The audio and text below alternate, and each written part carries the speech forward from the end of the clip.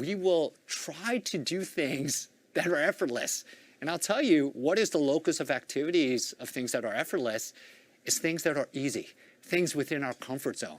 And I think many of us know and recognize, at least, in the abstract or if we think about it deeply, that that's not going to help us grow.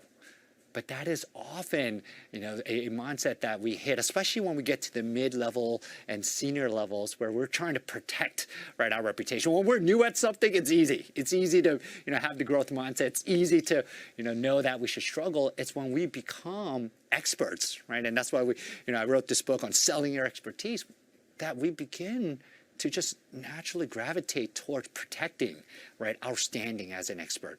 And we find ourselves actually kind of just staying within a more narrow scope of activities. And that's something that's going to be quite limiting, especially if you're looking to do something different, if you're looking to take on, right, a different responsibility.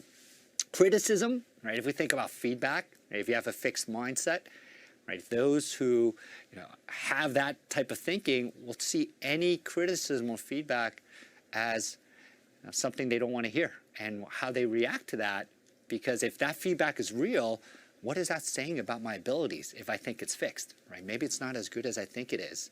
And so then you have people reacting with more defensiveness, or they're trying to undermine, right, the person that's giving them the feedback because they don't want to accept that, maybe they're not as good as they think. But that's only because they think their abilities are fixed.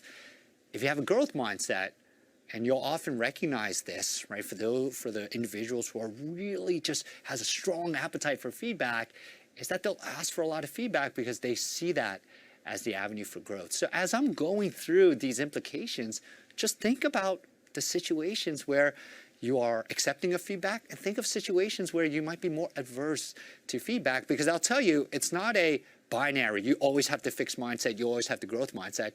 It's on different topics, where you see certain things as being fixed or being malleable. That's when you might see these mindset elements come in. So as I walk through these implications, just be honest with how do you react, or how do you engage, right, with putting in effort, with showing struggle. And that's going to begin to give you a clue. And that's why this is about spotting, is for you to begin to recognize you're inadvertently potentially in a fixed mindset situation.